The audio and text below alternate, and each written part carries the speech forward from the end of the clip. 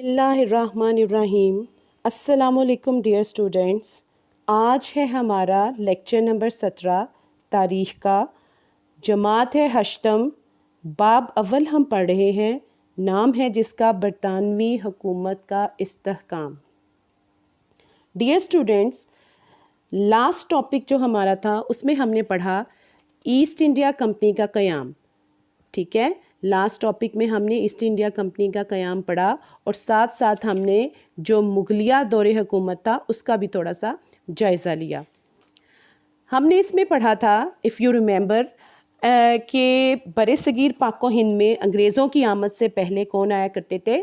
انگریزوں کی آمد سے پہلے عرب تاجر یہاں تجارت کی غرض سے آیا کرتے تھے اور اپنا تجارتی سامان جو یہاں سے وہ لیتے تھے وہ کہاں پہ جا کے وہ فروخت کیا کرتے تھے؟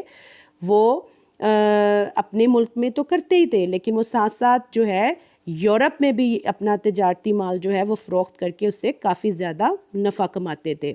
اب عرب تاجر جو تھے، جو یورپی تاجر جو تھے وہ جب یہ مال انہوں نے دیکھا کہ وہاں بہت اچھی چیزیں ہیں جو کہ وہ عرب تاجر لے کے آ رہے ہیں برِ صغیر سے، تو ان کے دلوں میں یہ خواہش پیدا ہوئی کہ ہم کیوں نہ خود سے برِ صغیر کا تجارتی مال خرید کر لائیں اور اپنے طور پر بیچیں۔ تو سب سے پہلے جو پرتگیزی تاجر تھے، انہوں نے برِ صغیر پاک و ہند کا رخ کیا اور تجارت میں خوب منافع کمایا، اور اس کے بعد انگریزوں اور فرانسیسی تاجروں نے بھی تجارت کا سلسلہ شروع کیا اور یورپ سے آنے والی قوموں میں انگریز برِ صغیر کی تجارت میں کیا ہوا؟ سب سے آگے نکل گئے۔ تو تجارت کے لیے آنے والی دوسری جو جتنی بھی اقوام تھیں، نیشنز تھیں، ان سب کو انگریزوں نے پیچھے چھوڑ دیا، اور 1600 عیسوی میں برطانوی ملکہ جو تھی الزبتھ، اس سے قانونی اجازت نامہ حاصل کر کے انگریزوں نے برِ صغیر میں ایسٹ انڈیا کمپنی کی بنیاد رکھی، اور جس کا اصل مقصد برِ صغیر سے تجارت کرنا تھا، مگر برِ صغیر کا انتظامی و تعلیمی زوال کے باعث انہوں نے رفتہ رفتہ برِ صغیر پر قبضہ کرنا شروع کر دیا۔ پھر کیا ہوا کہ ایک اور جو انگریزوں کے غالب آنے کا سبب جو چیز بنی وہ تھی جو مغل شہنشاہ تھے، ان مغل شہنشاہوں کی کمزوریاں، ان کی حکومت کا کمزور ہونا، جس میں جو ہم نے پڑھا کہ جو مغل شہنشاہ نور الدین محمد جہانگیر صاحب تھے اور جو شاہ جہاں تھے، انہوں نے انگریزوں کو بہت ساری فیسلٹیز دیں تجارتی غرض سے، اگر وہ آئے تھے تو انہوں نے ان کی تجارتی ٹیکس بھی معاف کر دیے اور انہوں نے ان کو ٹیکسوں میں چھوٹ دے دی، تجارتی مال پر ڈیوٹی کی شرح بھی کم کر دی۔ تو پھر کیا ہوا کہ اس طرح آہستہ آہستہ جب وہ انگریزوں کو فیسیلیٹیٹ کرتے گئے تو ساتھ ساتھ ہی مغلوں کی حکومت جو تھی وہ آہستہ آہستہ رفتہ کمزور ہوتی گئی، کیونکہ جو اورنگزیب تھا بادشاہ تھا، اس کے بعد آنے والے جتنے بھی بادشاہ تھے، مغل بادشاہ تھے، وہ انتہائی کمزور تھے اور ان کا سلطنت پر بالکل کنٹرول نہ تھا۔ تو اس کے بعد کیا ہوا کہ جو انگریزوں نے ان سب حالات کا پورا فائدہ اٹھا کر کیا کیا، برِ صغیر پر انہوں نے قبضہ جما لیا، اور پھر 1857 کی جنگ آزادی کے بعد انگریز پورے برِ صغیر کے حکمران بن گئے۔ جی، تو آج کا جو ہمارا ٹاپک ہے جو ہم سٹارٹ کرنے جا رہے ہیں، آج ہمارا ٹاپک ہے بچوں ایسٹ انڈیا کمپنی کا خاتمہ اور برطانوی حکومت کا قیام۔ جی بالکل، پہلے تو ہم نے پڑھا تھا کہ ایسٹ انڈیا کمپنی کا قیام اور اس کا استحکام، لیکن آج ہم پڑھنے جا رہے ہیں کہ ایسٹ انڈیا کمپنی کیسے ختم ہوئی اور برطانوی حکومت قائم ہو گئی، کہاں؟ برِ صغیر پاک و ہند میں۔ اب جنگ آزادی کے بعد 1858 میں ایسٹ انڈیا کمپنی کی حکومت ختم ہو گئی اور برِ صغیر پر برطانیہ کی حکومت قائم ہو گئی۔ اس طرح ایسٹ انڈیا کمپنی سے تاج برطانیہ کو اقتدار کی منتقلی ہوئی۔ برطانیہ نے برِ صغیر پر قریباً 90 سال حکومت کی اور برِ صغیر پر ایک انگریز وائس رائے مقرر کیا جاتا تھا جس کے پاس تمام اختیارات ہوتے تھے۔ جی بالکل، ابھی دیکھیں 1858 یعنی 1858 کے اندر ایسٹ انڈیا کمپنی کا رول کیا ہوا؟ ختم ہو گیا۔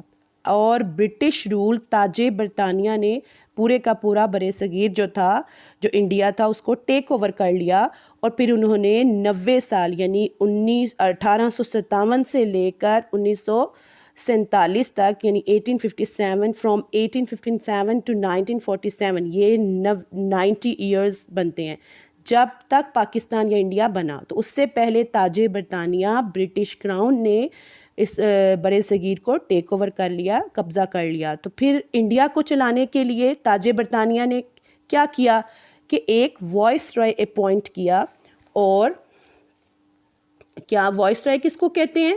میں آپ کو بتاتی ہوں کہ یہ دو ٹرمز کو کمپوز کر کے ملا کے بنایا ہوا ہے۔ جیسے وائس مینس، جس طرح سے وائس پرنسپل ہوتا ہے، وائس کیپٹن ہوتا ہے جو کہ سیکنڈ نمبر پہ ہوتا ہے، اس سے ورڈ وائس لیا گیا ہے، اور رائے مینس رائل ہے، رائل مینس رائل فیملی سے بلونگ کرنا یا ان کا نمائندہ ہونا۔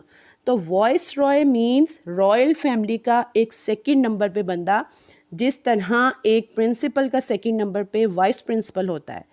تو رائل فیملی کا یہ رائل فیملی کا بیسیکلی ایک ریپرزنٹیٹیو جو انہوں نے انڈیا میں بھیجا، جو انڈیا میں سارا سسٹم چلائے گا۔ تو پہلا وائس رائے جو ہے وہ ہے لارڈ کیننگ، جس کی کہ آپ یہاں پہ تصویر بھی، پکچر بھی دیکھ سکتے ہیں۔ یہ ہیں جی لارڈ کیننگ، انڈرسٹینڈ۔ تو پہلا جو Lord Canning was the first viceroy of India, اور جیسے ہی پھر کیا ہوا کہ 1858 میں ایک قانون بنایا گیا جس کے تحت لارڈ کیننگ بڑے صغیر کا پہلا وائس رائے بنا۔ اس نے الہ آباد میں ایک شاہی دربار منعقد کیا جس میں برطانوی ملکہ وکٹوریہ کا اعلان پڑھ کر سنایا۔ اس اعلان کے اہم نکات ذیل میں دیے گئے ہیں۔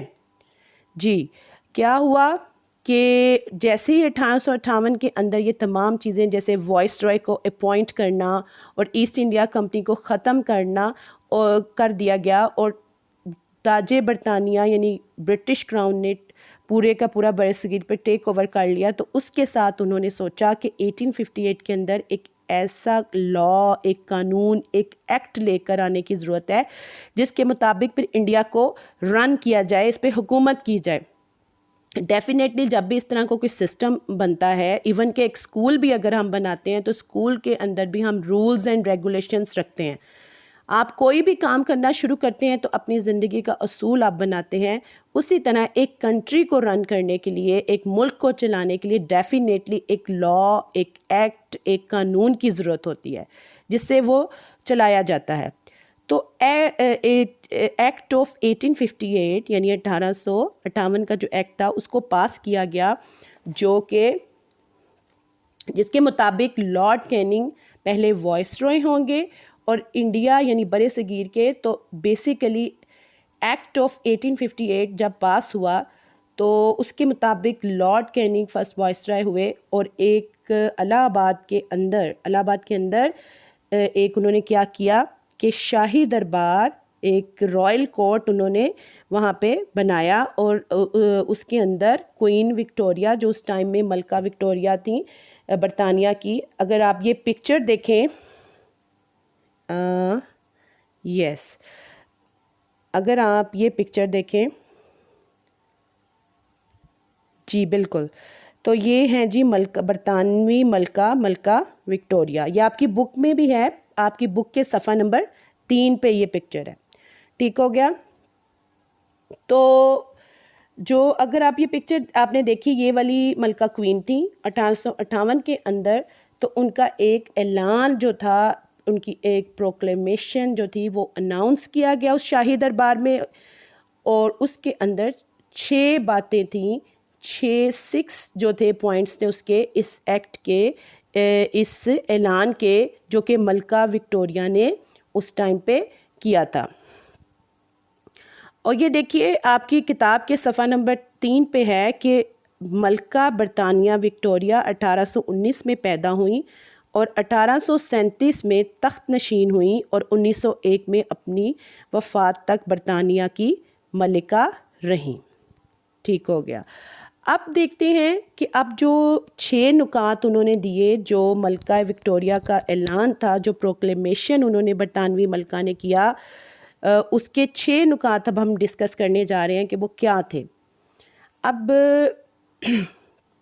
جس میں پہلی چیز جو تھی, جو سب سے پہلا پوائنٹ تھا, وہ تھا تمام لوگوں کو معاف کیا جائے گا سوائے ان کے جنہوں نے جنگ میں انگریزوں کی مخالفت کی تھی. اب جو پہلا پوائنٹ ہے وہ تھا عام معافی, یعنی جنرل ایمنیسٹی. تو انہوں نے عام معافی تمام لوگوں کو دی سوائے ان کے جنہوں نے جنگ میں انگریزوں کی مخالفت کی تھی, ان کو معافی نہیں ملے گی. باقی تمام لوگوں کو معافی ملے گی. تو بیسیکلی برٹشرز جو تھے, جو انگریز تھے, ان کے ذہن میں ایک پرسیپشن تھا, ایک تصور بن گیا تھا کہ مسلمانوں نے انگریزوں کے خلاف جنگ لڑی تھی یا لڑائی کی تھی. تو اس سے پھر کیا ہوا, اس سے پھر ہم نے تاریخ میں, ہسٹری میں دیکھا کہ مسلمانوں کے ساتھ بہت سی زیادتیاں کی انہوں نے, اور ان کو جابس کے حوالے سے, ایجوکیشن کے حوالے سے, جو کہ ہم مزید آگے پڑھیں گے.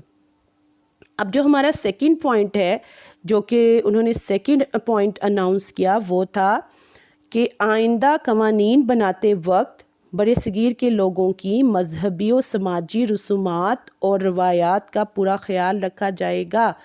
کسی شخص کے ساتھ محض رنگ, نسل, مذہب اور قومیت کی بنا پر امتیازی سلوک نہیں کیا جائے گا.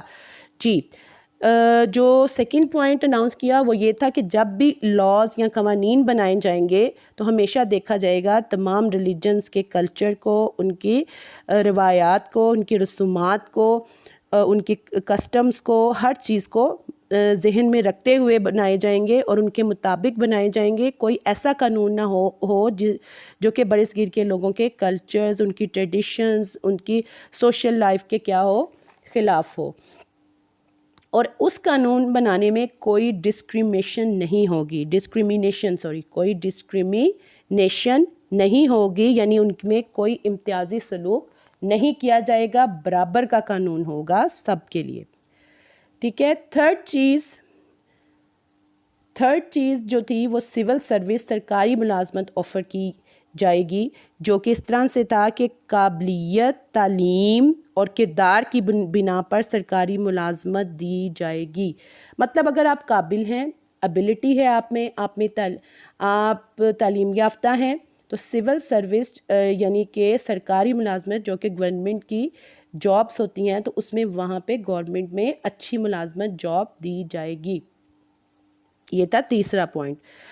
اور آگے نمبر 4 پہ جو چوتھا پوائنٹ تھا, اعلان کا حصہ تھا, وہ تھا حکومت کسی شخص کی آبائی وراثت میں مداخلت نہیں کرے گی. اگر حکومت کے زرعی واجبات کی ادائیگی کی جائے گی تو حکومت اس جائیداد کی مکمل حفاظت کرے گی. بالکل. مثلاً اگر آپ وراثت میں, انہیریٹنس میں کوئی چیز اپنے پیرنٹ سے, باپ دادا سے آپ کو وراثت میں مل رہی ہے, اس میں کوئی گھر بھی ہو سکتا ہے, کوئی گاڑی بھی ہو سکتی ہے, وہ آپ کو مل رہی ہے, تو اس میں جو گورنمنٹ ہے کوئی مداخلت نہیں کرے گی. صرف آپ کو اس پہ کیا کرنا پڑے گا, ٹیکس پے کرنا پڑے گا. اور اگر آپ نے ٹیکس پے کیا ہوا ہے تو کوئی ایشو نہیں ہے, آپ چاہے اپنے فور فادر سے, اپنے آباء و اجداد سے, اپنے فادر سے جتنی مرضی پراپرٹی آپ وراثت میں لے سکتے ہیں, لیکن صرف آپ کو کیا کرنا پڑے گا, ٹیکس پے کرنا پڑے گا اس کے اوپر. ٹھیک ہے. اب جو نمبر 5 پہ جو پوائنٹ ہے وہ بہت ہی ایک امپورٹنٹ پوائنٹ ہے. برٹشرز جو تھے, انگریزوں نے کہا کہ حکومت کسی بھی فرد کے مذہبی معاملات میں مداخلت نہیں کرے گی. ٹھیک ہے. کیوں کہا؟ کیونکہ وہ ہر انسان کا جو مذہبی معاملہ ہوتا ہے وہ ہر انسان کا ایک پرسنل میٹر ہے, ایک ذاتی معاملہ ہے. تو اس لیے انہوں نے کہا کہ حکومت کسی بھی فرد کے مذہبی معاملات میں بالکل بھی انٹرفیرنس نہیں کرے گی, مداخلت نہیں کرے گی.